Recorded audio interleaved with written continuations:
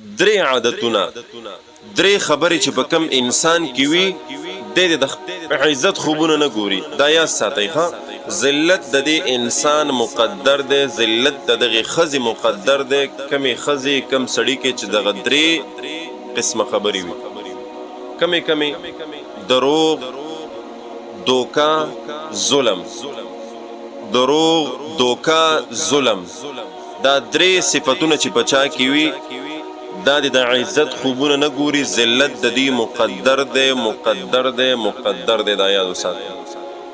دروغ یو دومره خطرناک ګناه ده چې کله یو مسلمان دروغ وای د خلینه دومره خطرناک بدبوئی زی چې د سره د کوم پرشتو ډیوټي لګیدلې د وېدام د دنه بیلونه لري او تختی. الله اکبر. او دا دروغ د ټول